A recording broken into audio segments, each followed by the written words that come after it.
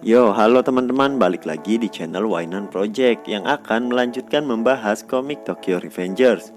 Sebelumnya, Mimin ingetin lagi bahwa video ini berisi full content spoiler.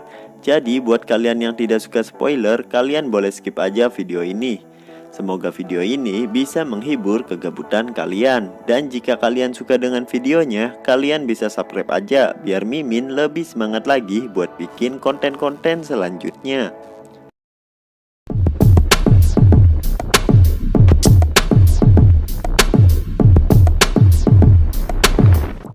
Melanjutkan dari part sebelumnya, di mana setelah mengalahkan Black Dragon, diadakan pertemuan Toman lagi. Di pertemuan itu terdapat dua kabar yang tanpa diduga-duga. Yang pertama, yaitu setelah Black Dragon generasi ke-10 dihancurkan oleh Toman, sekarang Koko dan Inui lah yang memimpin Black Dragon generasi ke-11. Dan mulai sekarang, Black Dragon bergabung di bawah bendera Toman.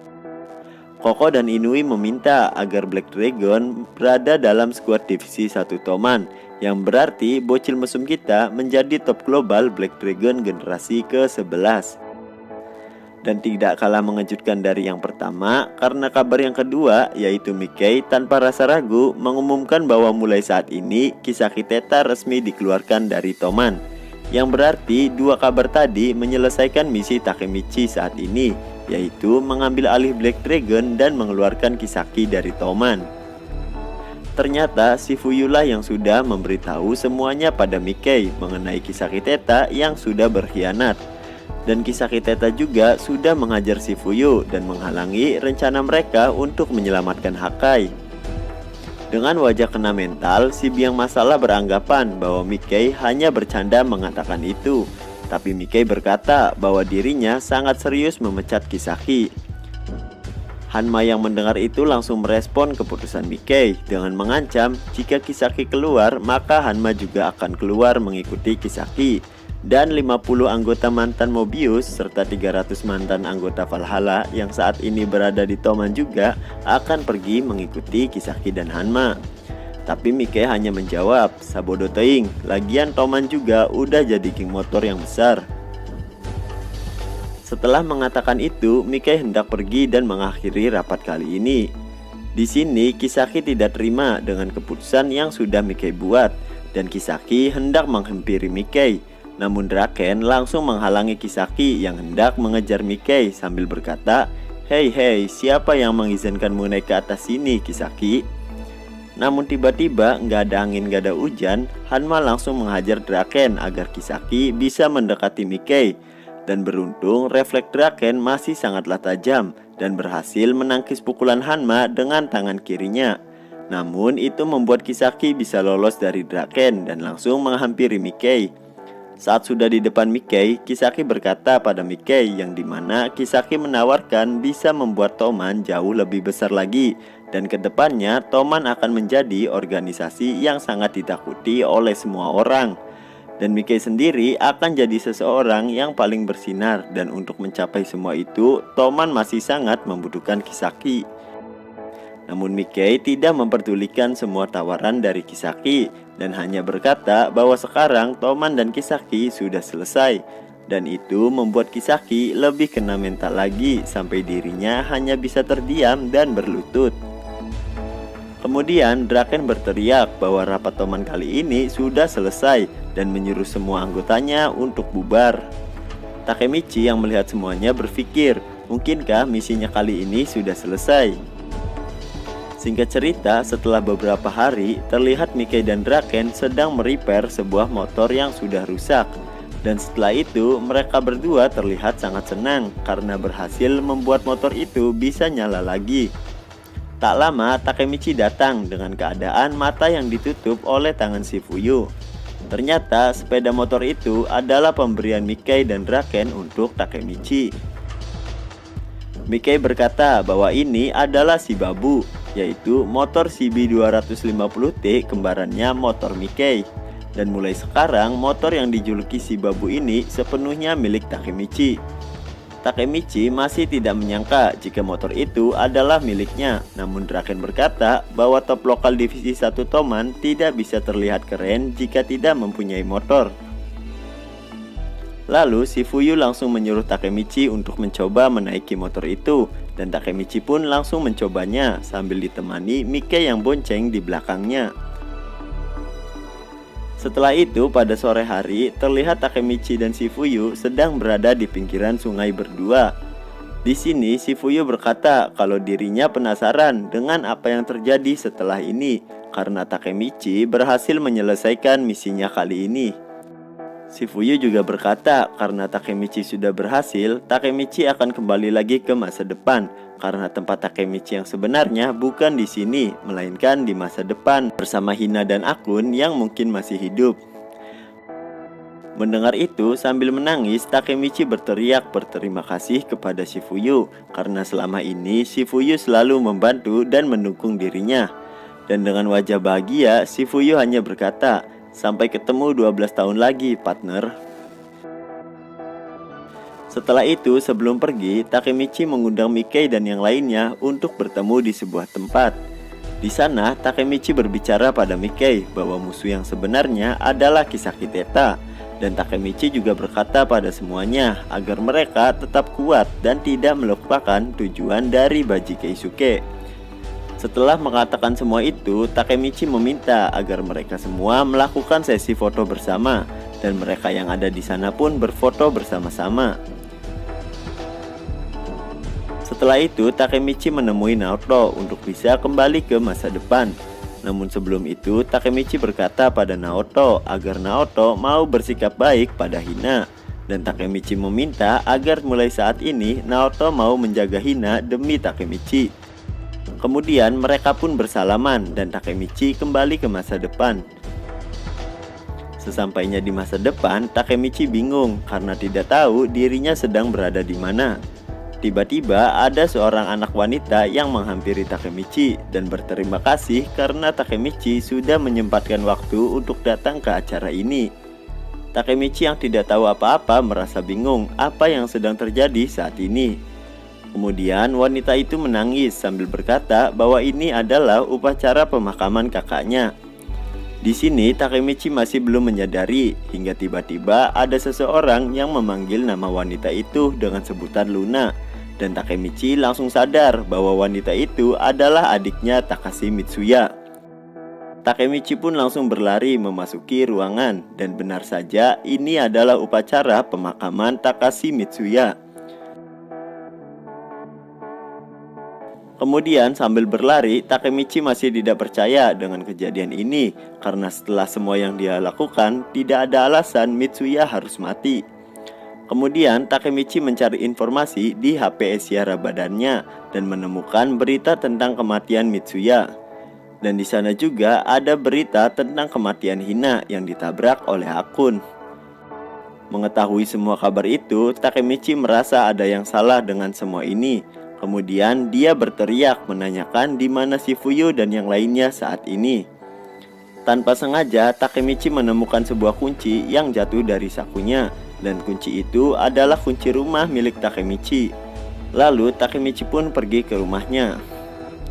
Di sana Takemichi menemukan sebuah foto yang dulu pernah dia ambil bersama teman-temannya dulu. Tak lama juga tiba-tiba Naoto datang ke rumahnya Takemichi. Naoto berkata bahwa tiba-tiba ingatannya seperti telah berubah dan diatur ulang. Yang itu berarti Takemichi sudah kembali ke masa depan. Namun Naoto juga mengatakan bahwa masa depan kali ini adalah masa depan yang paling buruk karena kakaknya yaitu Hina tetap saja tidak selamat. Dan yang lebih parahnya lagi, semua orang yang ada di foto tersebut sudah mati dan hanya menyisakan Takemichi dan Mike sajalah yang masih hidup. Bahkan masa depan kali ini Kisaki juga sudah mati dibunuh. Takemichi yang mendengar itu pun kaget. Kemudian Takemichi bertanya siapa yang melakukan semua ini. Lalu Takemichi juga bertanya bagaimana dengan kondisi Mike saat ini. Tapi Naoto malah berkata bahwa mereka tidak mempunyai petunjuk atas semua ini. Tapi saat ini polisi mencurigai Mike lah orang yang sudah melakukan pembunuhan berantai itu. Takemichi yang mendengar itu semakin tidak percaya karena Mike tidak mungkin membunuh teman-temannya sendiri. Dan Naoto hanya bilang jika dirinya juga ingin mengetahui semua kebenaran ini dan sangat ingin bertemu dengan Mike yang sekarang. Dan hanya Takemichi lah yang bisa menemui Mikkei, karena hanya Takemichi satu-satunya mantan petinggi Toman yang masih hidup. Kemudian Naoto melihat ada sebuah surat yang berada di atas meja dan Takemichi langsung membukanya. Isi dari surat itu adalah perintah untuk Takemichi menemui orang yang menuliskan surat itu di suatu tempat. Saat Naoto melihat surat itu, Naoto tahu kalau cap surat ini bukan berasal dari Jepang, melainkan dari Filipina. Dan di sini Takemichi langsung menyadari bahwa Mikkei lah yang sudah menuliskan surat ini. Tanpa pikir panjang, Takemichi langsung capcus pergi ke Filipina menaiki pesawat. Sesampainya di sana, Takemichi sudah berada di sebuah bangunan kumuh, yang itu adalah tempat di mana Mikkei menyuruh Takemichi untuk datang dan bertemu dengannya. Sambil masuk, Takemichi berpikir apa yang harus Takemichi lakukan pada Mikkei, karena ini untuk pertama kalinya Takemichi akan bertemu Mikkei di masa depan. Dan Takemichi juga takut jika nantinya sudah bertemu, ternyata Mikkei benar-benar sudah berubah. Dan alasan Mikkei mengundang Takemichi ke sini hanya untuk membunuhnya. Saat sudah di tempat yang dikatakan, tiba-tiba ada yang memanggil nama Takemichi. Dan dia adalah Mikkei dengan penampilan yang berbeda di masa depan ini. Saat sudah bertemu, Takemichi langsung menanyakan keadaan Mikkei. Dan Mikkei menjawab bahwa dirinya baik-baik saja. Di sini Takemichi merasa terharu karena pada akhirnya dia bisa bertemu dengan Mikkei di masa depan, dan itu membuat pemuda gabut kita menangis. Mikkei yang melihat itu dengan senyuman kece berkata, "Kau masih cengeng ya, Takemichi?" Setelah itu Mikkei mulai berbicara dengan serius bahwa tujuan Mikkei mengundang Takemichi ke sini karena dirinya ingin meminta bantuan pada Takemichi. Takemichi hanya bisa terdiam dan berkata, "Hah?" Mikkei kemudian berkata lagi bahwa datang ke tempat ini membuat Mikkei jadi ingat dengan kakaknya, dan kenangan-kenangan yang dulu juga mulai muncul di pikirannya lagi. Mikkei bercerita bahwa dulu saat masih kecil dirinya sangat suka berkelahi dengan banyak orang, dan Mikkei juga berteman dengan orang-orang untuk memahami mereka, menangis bersama mereka, dan tertawa dengan mereka juga. Kenangan itu membuat Mikkei teringat bagaimana caranya Toman tumbuh, dan itu sangat membuat Mikkei rindu. Takemichi yang mendengar cerita Mikkei merasa bahwa saat ini Mikkei tidak berubah sedikit pun, dan pastinya bukan Mikkei lah pelaku pembunuhan itu, karena Mikkei tidak mungkin membunuh teman-teman yang sangat dia sayangi. Tapi Mikkei tiba-tiba berkata lagi bahwa saat ini Toman sudah pergi dan berubah. Kemudian Mikkei bertanya pada Takemichi mengenai kenapa Takemichi saat itu pergi meninggalkan Toman. Padahal Mikkei ingin Takemichi terus berada di sampingnya dan memarahi Mikkei seperti yang dulu kakaknya lakukan. Dan karena kepergian Takemichi itu membuat Mikkei harus berjalan sendirian, dan Mikkei tidak bisa menahan dirinya yang terus-terusan kehilangan akal sehatnya. Mikkei bercerita bahwa dulu saat Takemichi meninggalkan Toman, Mikkei sempat ingin menahan Takemichi. Tapi Draken dan Mitsuya menahan kehendak Mikkei karena mereka berdua tidak ingin Takemichi terbawa ke dalam dunia Toman yang perlahan-lahan mulai menjadi gelap. Dan sebagai gantinya, Draken dan Mitsuya akan memberikan nyawanya pada Mikkei untuk yang akan datang, asalkan Mikkei tidak membawa Takemichi ke dunia Toman lagi.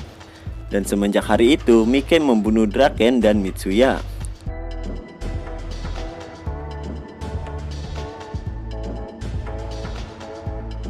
Takemichi yang mendengar itu pun kaget dan masih tidak percaya dengan cerita Mikkei. Tapi Mikkei berkata bahwa saat ini Toman yang dulu sudah tidak ada lagi, karena Mikkei sudah membunuh mereka semua.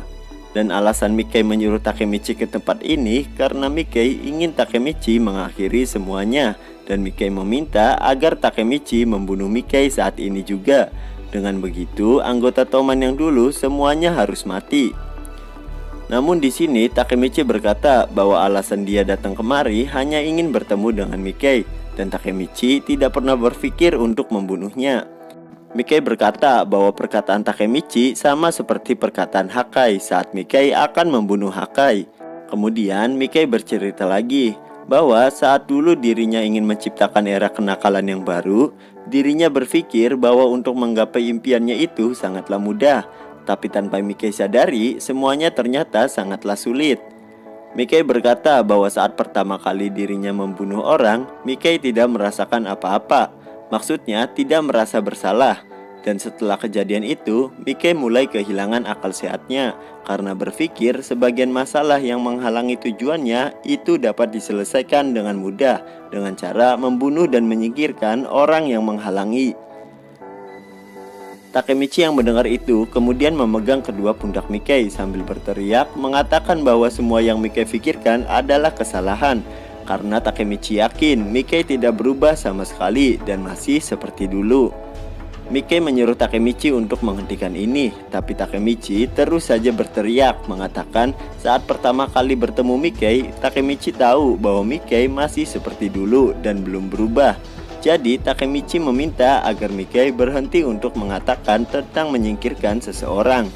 Tapi kemudian, boom! Mikei langsung menghajar Takemichi hingga nyungsep ke tanah sambil berkata, "Kau pikir kau siapa, Takemichi?" Kemudian Mikei langsung menodongkan pistol tepat di kepala Takemichi.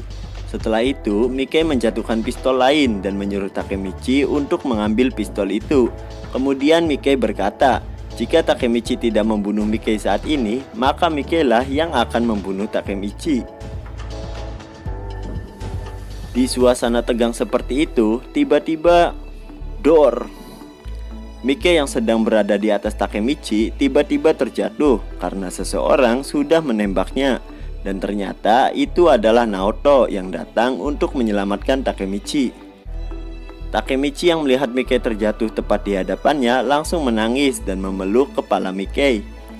Naoto menyuruh Takemichi untuk menjauhi Mikei. Tapi saat Naoto melihat pistol yang tadi Mikei pegang, Naoto mengetahui bahwa Mikei tidak benar-benar akan membunuh Takemichi karena sebelumnya pistol itu sudah diberi pengaman. Di sini terjadi scan yang sangat sedih, jadi Mimin sarankan untuk kalian menyiapkan tisu magic. Setelah itu, Mikei yang sedang sekarat di pangkuan Takemichi berterima kasih pada Naoto karena Takemichi mungkin tidak akan bisa melakukannya, yaitu membunuh Mikei. Dan Mikei berkata bahwa semua penderitaannya berakhir sampai di sini. Sambil menangis, Takemichi menyuruh Mikei untuk tidak berkata seperti itu, karena setelah ini Takemichi berjanji akan kembali ke masa lalu dan merubah segalanya. Takemichi juga bilang bahwa dia akan bekerja lebih keras untuk menjamin masa depan yang buruk ini tidak terjadi. Dan Takemichi bersumpah bahwa dia tidak akan pernah menyerah sampai dirinya bisa merubah segalanya. Setelah itu, Mikei berterima kasih kepada Takemichi karena sudah ingin berjuang demi orang sepertinya. Walaupun itu hanya sebuah kebohongan, tapi Mikei tetap terhibur dengan perkataan Takemichi yang akan terus berusaha demi menyelamatkan Mikei. Dan di nafas terakhirnya, Mikei berkata bahwa tangan Takemichi terasa hangat sekali. Kemudian Mikei pun mati tepat di pangkuan Takemichi. Setelah itu, Takemichi yang sedang memeluk jenazah Mikei dengan penuh rasa amarah dan kesedihan bertekad untuk kembali ke masa lalu dan merubah masa depan yang terburuk ini. Oke, sampai di sini dulu pembahasan kita kali ini. Semoga video ini bisa menghibur kegabutan kalian.